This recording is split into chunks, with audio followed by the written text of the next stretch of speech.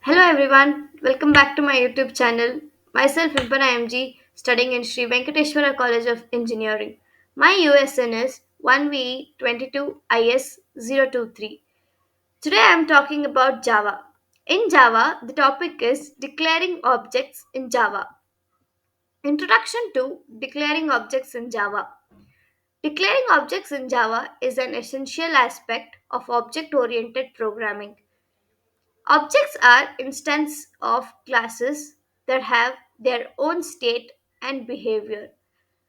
Declaring an object involves specifying the class type, assigning it to a variable.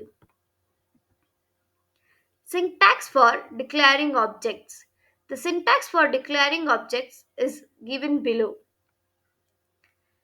The class name refers to the specific class that the object belongs to. The object name is the name we give to the object variable. The syntax is shown in the figure. Example of declaring an object. Let's consider an example of declaring an object. Car, my car is equals to new car. Here, car is the class name and my car is the object variable. The new keyword is used to create a new instance of the car class. The example is given in the figure. Initializing object properties. After declaring an object, we can initialize its properties using dot notation. For example, to set the color of the car, we can write my.car is equals to red. This assigns the value red to the color property of the myCar object. Assigning object methods. Objects also have methods which are actions that the object can perform. We can access these methods using the object variable and dot notation. For example, to call the start engine method of the mycar object, we can write mycar.startEngine. Here is the program for assigning object methods. Object reference. Objects are stored as reference in Java. When we declare an object variable, we are creating a reference to the object, not the object itself. Multiple object variables can reference the same object in memory. The flowchart is given in the figure of object reference.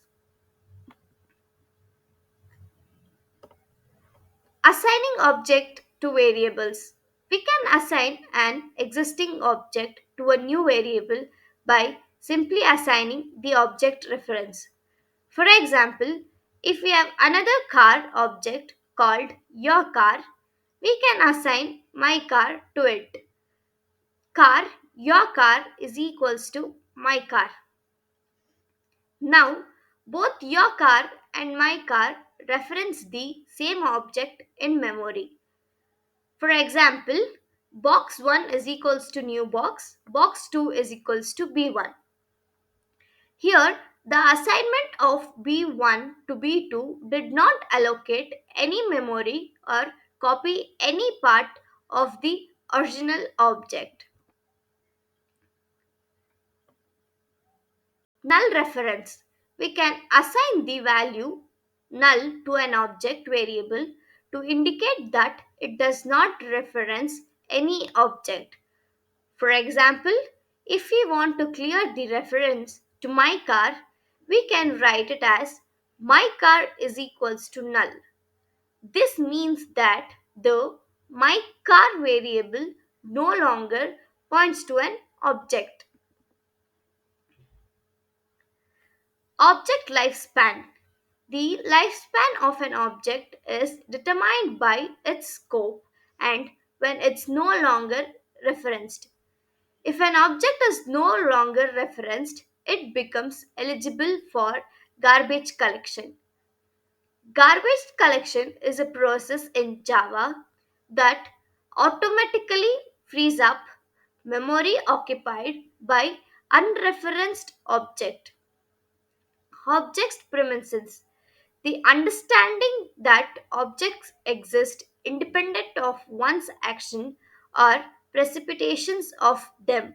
Before 6 months, infants act as if objects removed from sight cease to exist.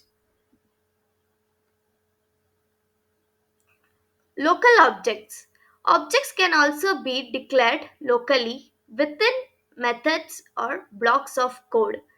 Local objects only exist within the scope they are declared in.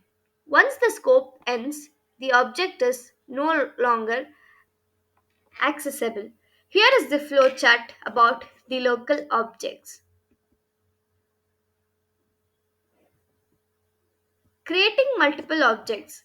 We can create multiple objects of the same class by declaring multiple object variables. Each object will have its own state and behavior, independent of others. For example, we can declare two car objects. Car, car 1 is equals to new car 2 is equals to new car.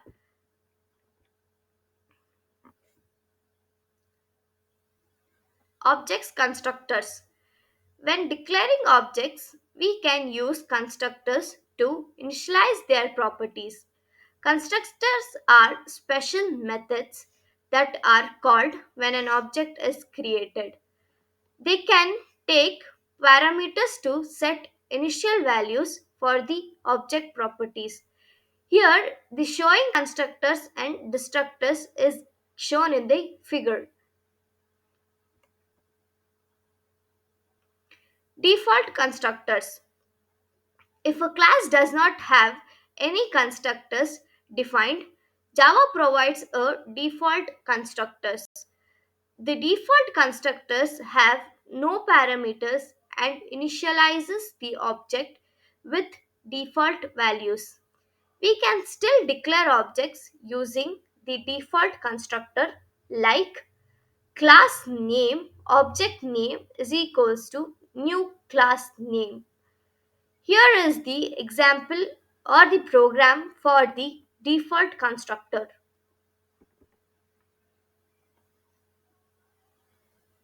Importance of declaring objects. Declaring objects allows us to create and utilize instance of classes. Objects enable us to model real world entities and perform specific actions. Object oriented programming promotes code reusability and modular design. Creating object. Creating the object of the class is also called as instantiating an object. The example is given below. Country Japan. It is the declaration and Japan is equals to new country is the instantation or country Japan is equals to new. It is also called as instantation.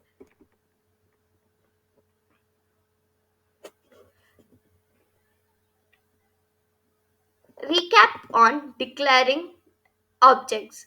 Declaring objects involves specifying the class type and assigning it to a variable. Objects have their own state and behavior. We can initialize object properties and access object methods using dot notation. Declaring class and declaring of objects is shown in the figure with the definition.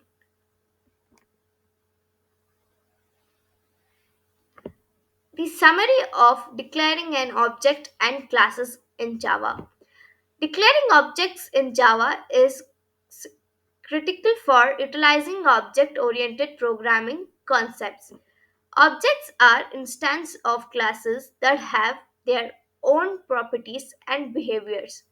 By declaring objects, we can create multiple instances, initialize properties, and perform action. Java objects and classes. The flowchart of the summary is given in the figure.